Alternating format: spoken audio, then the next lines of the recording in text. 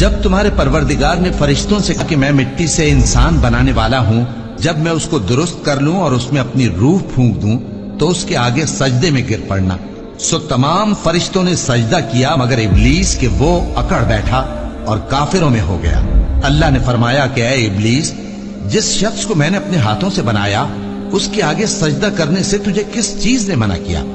کیا تو غرور میں آ گیا یا اونچے درجے والوں میں تھا؟ بولا کہ میں اس سے بہتر ہوں کہ تو نے مجھ کو آگ سے پیدا کیا اور اسے مٹی سے بنایا۔ فرمایا بس یہاں سے نکل جا، تو مردود ہے اور تجھ پر قیامت کے دن تک میری لعنت پڑتی رہے گی۔ کہنے لگا کہ میرے پروردگار، اچھا تو مجھے اس روز تک کہ لوگ اٹھائے جائیں مہلت دے۔ فرمایا کہ تجھ کو مہلت دی جاتی ہے اس روز تک جس کا وقت مقرر ہے۔ کہنے لگا کہ مجھے تیری عزت کی قسم، میں ان سب کو بہکاتا رہوں گا سوائے ان کے جو تیرے چنے ہوئے بندے ہیں۔ فرمایا ٹھیک ہے، اور میں ٹھیک ہی کہتا ہوں کہ میں تجھ سے اور جو ان میں سے تیری پیروی کریں گے سب سے جہنم کو بھر دوں گا۔ اے پیغمبر، کہہ دو کہ میں تم سے اس کا صلہ نہیں مانگتا اور نہ میں بناوٹ کرنے والوں میں ہوں۔ یہ قرآن تو اہل عالم کے لیے نصیحت ہے اور تم کو اس کا حال کچھ وقت کے بعد معلوم ہو جائے۔ تو یہ اللہ کا ایک نظام ہے کہ اللہ تعالیٰ نے اس زندگی کو ایسا ہی بنایا، اس میں خوشی، غم، راحت، چین، اونچ نیچ سب چلتا رہتا ہے، کبھی آسانی ہوگی کبھی مشکلات ہوں گی۔ اگر یہ زندگی صرف اور صرف آسانیوں اور خوشی کا انعام ہوتا اور راحتوں کا انعام ہوتا اور اس میں صرف یہی چیزیں ہوتی تو اللہ سبحانہ تعالیٰ انبیاء علیہ السلام کو اور صحابہ کرام رضوان علیہم اجمعین کو وہ زندگی عطا فرماتے کہ جس میں کوئی مشکل نہ ہوتی، کوئی پریشانی نہ ہوتی، کوئی دکھ نہ ہوتا، کوئی غم نہ ہوتا، کیونکہ وہ اللہ کے مقرب ترین لوگ تھے۔ لیکن اگر ان کی زندگیوں میں ایسا نہیں ہوا تو اس چیز پہ یقین رکھیں کہ ہماری زندگی بھی کبھی بھی ایک ہی طرح سے نہیں چل سکے گی۔ کبھی بھی ہماری زندگی میں ایسا نہیں ہوگا کہ صرف اور صرف خوشیاں ہی ہوں، آسانیاں ہی ہوں اور ہماری مطلب کی چیزیں ہی ہوں۔ ہماری زندگی میں بھی حالات اوپر نیچے ہوتے رہیں گے اور یہ اللہ کا نظام ہے، یہ زندگی ایسے ہی چلتی ہے۔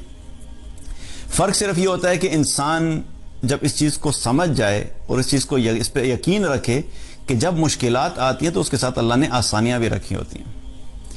قرآن میں اللہ تعالیٰ نے کیا فرمایا؟ فَإِنَّ مَعَ الْعُسْرِ يُسْرًا إِنَّ مَعَ الْعُسْرِ يُسْرًا، بلا شبہ یقیناً مشکلات کے ساتھ آسانیاں ہیں، اور یقین رکھو کہ مشکلات کے ساتھ آسانیاں ہیں۔ تو یہ اللہ تعالیٰ نے ہمیں قرآن میں بھی بتا دیا کہ زندگی میں ہمیشہ ایسا نہیں ہوگا کہ ہمیشہ مشکلات رہیں گی، کبھی مشکلات ہوں گی، کبھی آسانیاں ہوں گی، اور اس چیز پہ یقین رکھو کہ مشکلات کے ساتھ ساتھ اللہ نے آسانی رکھی ہے۔ ایک وقت ایسا آئے گا کہ جب تم مشکلات میں ہوگے لیکن مشکلات کے بعد اللہ تمہیں آسانیاں بھی دے گا۔ اور کئی دفعہ ایسا ہوتا ہے کہ مشکلات ہماری زندگی میں ہوتی ہیں لیکن اس کے ساتھ ساتھ آسانیاں بھی ہوتی ہیں، لیکن چونکہ ہم مشکلات پہ اتنا فوکس کرتے ہیں کہ ہمیں اپنی زندگی میں جو آسانیاں اور نعمتیں ہوتی ہیں ان کے اوپر سے ہماری نظر ہٹ جاتی ہے اور ہمیں محسوس ہی نہیں ہوتا کہ ہماری زندگی میں کوئی آسانیاں بھی ہیں۔ اب یہ جو مشکلات ہیں دیکھیں تو ہم انبیاء علیہ السلام کی زندگی میں ہمیں پتہ لگے گا کہ بہت ساری مشکلات سے وہ لوگ گزرے۔ بنی اسرائیل کو اللہ تعالیٰ نے بہت طریقے سے آزمایا تھا اور ان پر ایک بہت بڑی آزمائش اللہ نے کیا ڈالی تھی کہ فرعون کو ان کے اوپر مسلط کر دیا۔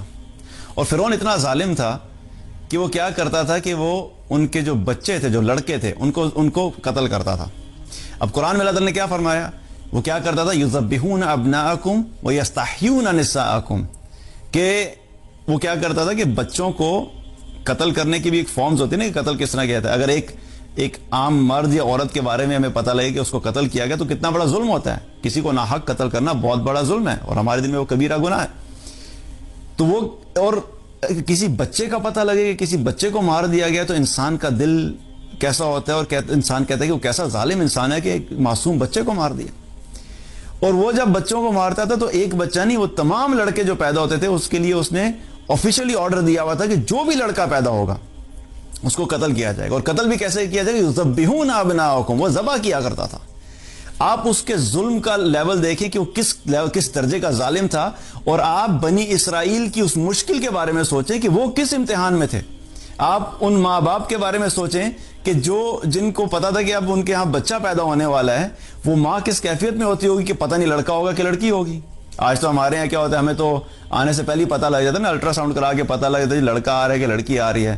اگر لڑکا آنے والا ہے تو سارا کچھ نیلا ہو جاتا ہے گھر میں، لڑکی آنے والے تو سب کچھ پنک ہو جاتا ہے, اور تیاری ساری, کئی دفعہ یہ ہوتا ہے کہ تیاری ساری پنک کی ہوتی ہے, اچانک لڑکا ہو جاتا ہے سب کچھ بلو کرو آپ, کبھی مسڈ کالز بھی ہو جاتی ہیں, ایسے بھی کیسز ہوئے ہیں. جو ہی پتہ لگا جی لڑکی پیدا ہونے والی ہے, سب کچھ پنک اکٹھا کرنا شروع کر دیا, اور اچانک آخر میں پتہ لگا لڑکا پیدا ہو گیا. بہرحال یہ ایک ڈفرینٹ ڈسکشن ہے, تو ہمیں تو پھر بھی پتہ ہوتا ہے, لیکن آپ سوچئے کہ اس وقت جب جب ان ماں باپ کی کیا کیفیت ہوتی ہوگی کہ جن کو پتہ ہوگا ہمارے یہاں بچہ پیدا ہونے والا ہے. اب وہ کیا دعا کرتے ہوں گے کہ اللہ لڑکا نہ پیدا ہو, کیونکہ پتہ ہے کہ لڑکا پیدا ہوا تو اس کو ذبح کر دیا جائے گا, اور وہ لڑکیوں کو چھوڑ دیا کرتا تھا. تو یہ اتنی بڑی آزمائش تھی کہ اللہ تعالیٰ نے خود اس کو قرآن میں کہا بلاء من ربکم عظیم, کہ اللہ کی طرف سے بہت بڑی آزمائش تھی. تو یہ آزمائش بھی کس نے ڈالی؟ اللہ نے ڈالی. تو یہ مشکل وقت تھا, لیکن یہ مشکل وقت بھی کیا ہوا کہ اللہ تعالیٰ نے پھر موسیٰ علیہ السلام کے ذریعے سے بنی اسرائیل کو فرعون سے نجات دلائی. تو یہ مشکل وقت بھی کیا ہوا؟ ختم ہو گیا. تو پہلے کیا تھا؟ مشکل وقت, اور مشکل کے ساتھ ہی اللہ نے کیا کیا؟